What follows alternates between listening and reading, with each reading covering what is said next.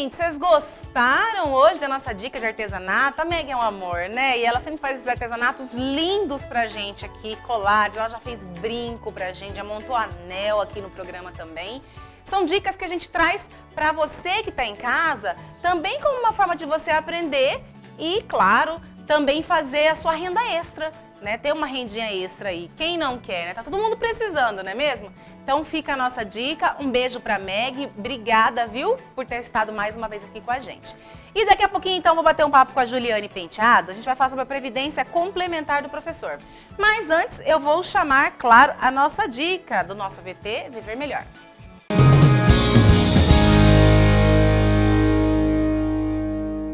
Lidere o caminho. Quando você se encontrar em uma situação onde todos olham um para o outro, é a hora para você liderar. Você será um líder quando você decidir se tornar um. Não há nenhuma iniciação ou título, apenas uma decisão.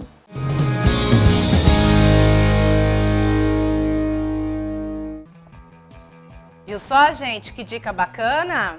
Pois é. Mandar até um beijo para Débora Castro, né? Ela é coach, ela foi minha coach profissional e ela sempre fala isso, né? Que o líder tem que mostrar a liderança na oportunidade que ele tiver. Isso é muito legal, não é mesmo?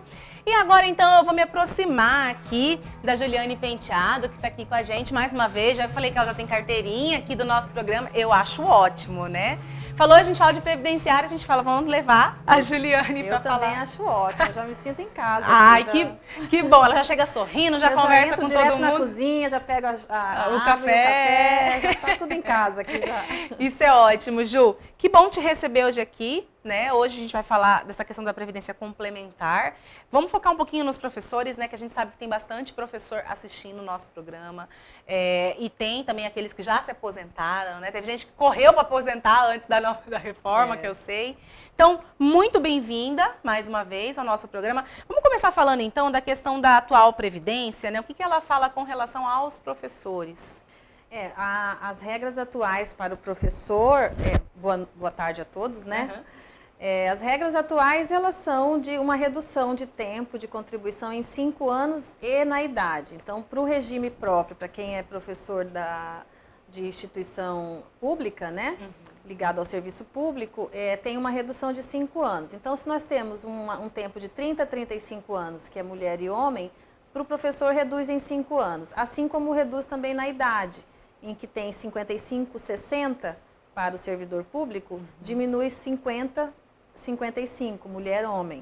E aí tem os requisitos de tempo de serviço público, tempo no cargo da regra atual. Uhum. Para o professor do INSS, aquele que contribui na iniciativa privada, ele não tem limite etário, é só no tempo mesmo. Então ficariam 25, 30, mulher, homem. Uhum. Isso é o que nós temos hoje na regra atual. A gente tem, né, na verdade, alguns agora questionamentos justamente pelo que vem agora que você vai falar pra gente, porque ontem mesmo estavam discutindo a questão do novo texto, parece que já está chegando perto da votação, né? Na verdade, o que aconteceu? O relator apresentou um texto complementar, apresentou um complemento, então eles ficaram discutindo ontem sobre isso. Quando foi umas 8 horas da noite aproximadamente, foi apresentado esse complemento e eles já iniciaram uma votação, que se prolongou até 1h da manhã. A oposição fez uma obstrução, porque entendeu que mudou muita coisa que não foi dialogada. E aí passaram para hoje, que ainda também eu não tive tempo de entender, saber o que aconteceu. Gente, também esses advogados previdenciaristas estão meio... A gente está sofrendo. Na correria, né? Porque, na verdade, a hora que tiver votado, vocês vão ter que estar a par de tudo, né? Principalmente porque você já tem alguns clientes e tudo mais. E também que como a gente dá muita aula, entrevista e tal, a gente tem que estar com tudo atualizado. E nem sempre dá tempo, porque é muito rápido. Esse ano já foram muitas modificações, né? Na legislação previdenciária em si. Então, a gente tem que estar o tempo inteiro atento mesmo. É verdade. Agora, a classe dos professores, ela é uma classe diferenciada? Na verdade, o professor, ele tem a diferenciação é uma diferenciação justa, não é uma discriminação injusta. Ela se deve ao fato de ser uma atividade que tem uma carga de trabalho, né? Muito mais desgastante. Ela tem uma coisa chamada penosidade. Então, estar em sala de aula, ele não está trabalhando apenas naquele período da sala de aula. O professor, ele não trabalha só o tempo de carga horária dele, pura, né? Ele também trabalha, ele leva serviço para casa, aí tem os horários de fazer o planejamento, né? Corrigir prova, principalmente corrigir provas e trabalhos, né? Eu fui professora universitária há muito tempo e sei o que é isso. A gente faz um paralelo com o professor universitário. Então, você imagina o professor de ensino fundamental, médio, educação infantil, eles têm realmente uma demanda maior. E muitas vezes, hoje, pelo próprio salário, que é baixo ainda, né? No nosso país, infelizmente, ele não estimula tanto a essa categoria. Então, essas pessoas acabam tendo que trabalhar 3 períodos, muitas vezes, para ter uma renda compatível. Isso geram várias doenças, geram doenças psicossomáticas mesmo. Inclusive, né? Saiu agora uma pesquisa, acho que na semana passada, falando justamente sobre isso, né? Que os professores e os enfermeiros são os que mais estão com depressão, com esses problemas de transtornos mentais, justamente por essa carga horária exagerada, né? Acaba sendo porque a vida toma, eles também têm a vida pessoal deles, o ensino, infelizmente a educação não está, já não vinha sendo, mas parece que a gente percebe que, infelizmente, é o que eu posso dizer, parece que está piorando, e o professor não tem a estrutura que ele deveria ter para dar esse bom atendimento. Ele também precisa estudar, ele também precisa se atualizar, e ele lida com crianças e adolescentes, né? O que são seres que demandam uma carga energética muito grande, maior, né? Porque está trabalhando a educação, está trabalhando a ética, está trabalhando todo um contorno com aquele ser que está em desenvolvimento, que são os nossos coleguinhas aí do futuro, né? Os profissionais do futuro. Então, assim, essa profissão é uma profissão... É um tipo de cliente que me toca muito quando a gente vai atender, porque a gente sabe o desgaste. E realmente, como você disse, as doenças de ansiedade, depressão, os transtornos mentais, as síndromes do pânico, é impressionante como que o professor acaba se envolvendo, até porque a violência também em sala de aula tem aumentado. As pessoas não respeitam mais o professor, os alunos nem sempre respeitam. E às vezes os pais dos alunos não respeitam aquele professor também que está ali se doando por aquele trabalho. Então é um trabalho que ele não é só um trabalho profissional, ele é um trabalho que traz todo um psiquismo em volta, eu acho, que traz também um trabalho social que ele desenvolve para o nosso país.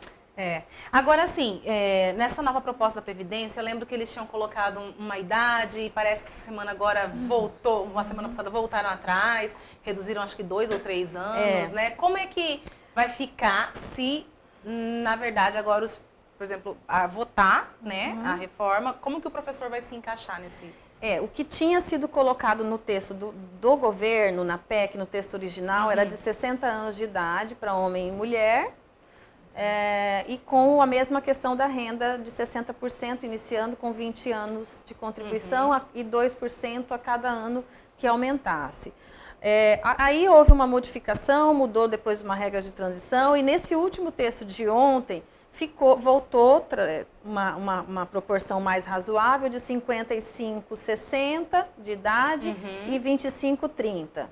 Né? Então, 55, 60 idade mulher-homem e 25, 30 de contribuição para o servidor público.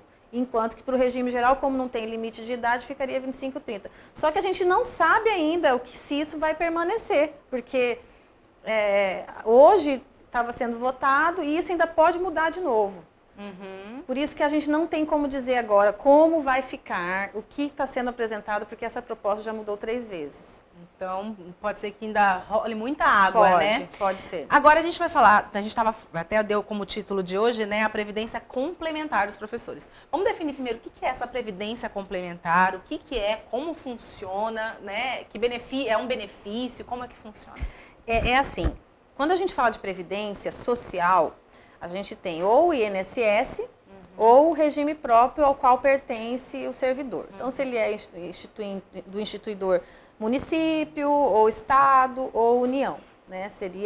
Cada uma delas Se for federal, ela tem o instituto próprio. Se for estadual, nós estamos aqui no estado de Mato Grosso do Sul, tem a AGPREV. Se for município, Campo Grande, tem o IMPCG, certo? Então, dependendo do ente, você tem o instituto próprio, com seu regulamento próprio, o seu regime próprio. O regime próprio, ele tem as regras definidas na Constituição e o regime geral também. Requisitos básicos de aposentadoria para cada um. A contribuição que é feita para o servidor público, por exemplo, é de 11% no federal. Mas ela é de 14% para o estadual. Foi alterado isso há um ano atrás, 2 anos atrás. Ou seja, quando ele contribui para o seu regime próprio. Para a previdência do INSS, o regime geral, o complemento ele seria através de banco, quando a pessoa vai fazer uma previdência privada, por exemplo. Porque como funciona no INSS? Você contribui até 11% sobre o seu salário, de acordo com a sua renda, 8%, 9% e 11%, de acordo com o que você ganha, limitado a um teto de 5.839, que é o nosso teto de 2019. Essa contribuição vai para o INSS, que vai administrar esse dinheiro junto com outras contribuições para pagar futuramente uma aposentadoria também limitada ao teto. Para uma pessoa que trabalha no regime geral, privado, mas que tem uma renda de R$15 mil, por exemplo, ele só vai pagar até 5.839, ele não paga mais que isso. Essa diferença, se ele quiser investir numa previdência privada, alguma coisa, ele pode, tá? Para que garanta futuramente uma aposentadoria mais compatível com a renda dele atual. Para o servidor público, nunca existiu no nosso estado, até 2013, não tinha essa situação. Porque a Constituição Federal regulamentou, colocou no texto, mas não tinha regulamentado ainda a complementação, essa complementação de previdência. Quando ela regulamentou, somente em 2013, com uma emenda constitucional, é que abriu para que os institutos próprios tivessem um fundo de previdência complementar, destinada para o servidor público. O nosso estado, como não tinha isso, não tem ainda, na verdade, essa previdência complementar própria, então permaneceu que a contribuição do servidor fosse de 14% sobre a totalidade dos seus proventos. Então, um servidor que ganha 15 mil, ele paga 14% sobre os 15 mil. E ele fica vinculado a essa previdência própria dele, da AGPREV, suponhamos, né, nosso caso. O que está acontecendo hoje?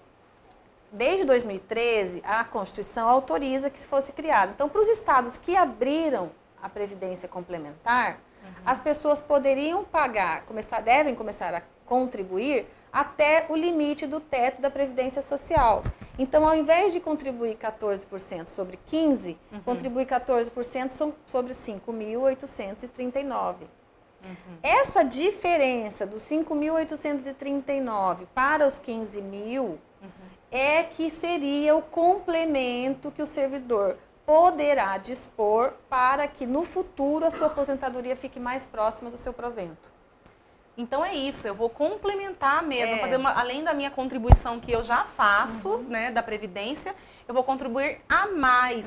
Isso seria um benefício, então, para os professores, né? Sim. Que eles trabalham, às vezes, em 3... Pode às vezes, ser, porque quando governo particular, né? Se isso for implementado, quando isso for implementado, dependendo da situação, aí no caso do nosso estado é importante que se diga que ainda não foi, né? Isso, na verdade, é uma intenção que foi assinada entre o governo estadual de Mato Grosso do Sul com o de São Paulo para fazer uma parceria, porque lá eles já têm uma previdência complementar.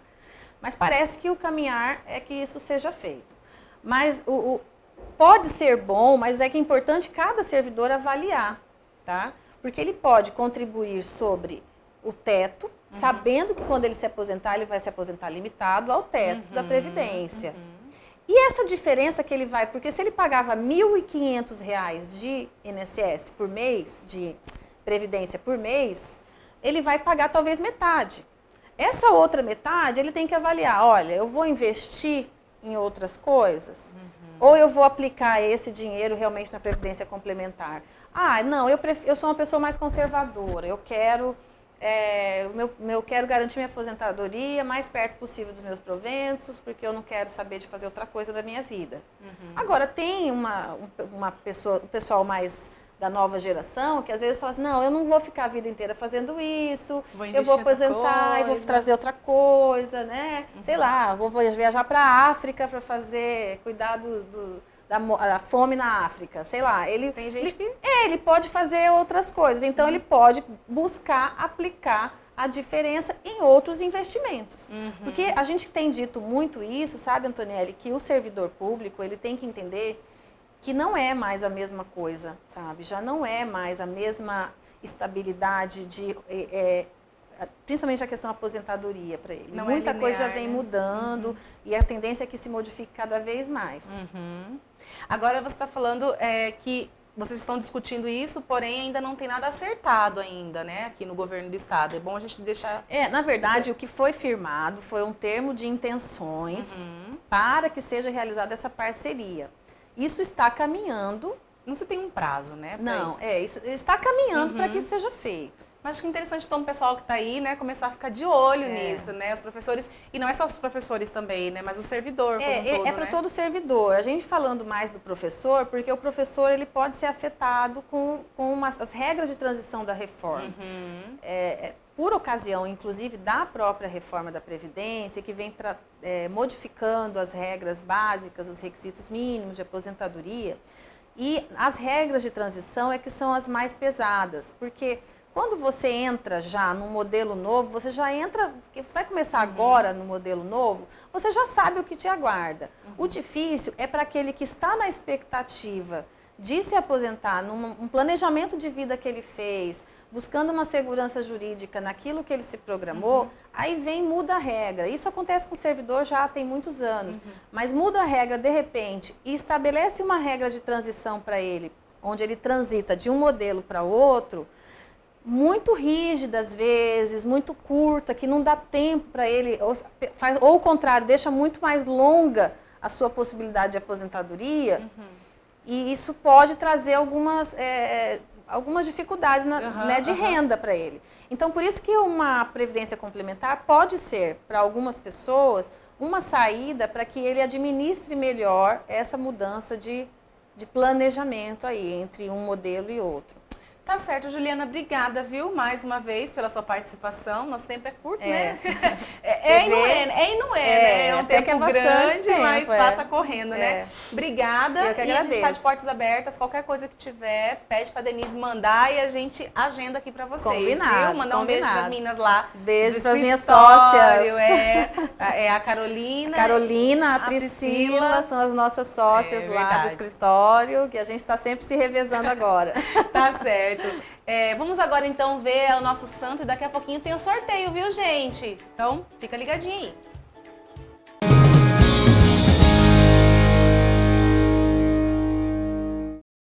A vitória mais bela que se pode alcançar é vencer a si mesmo. Santo Inácio de Loyola.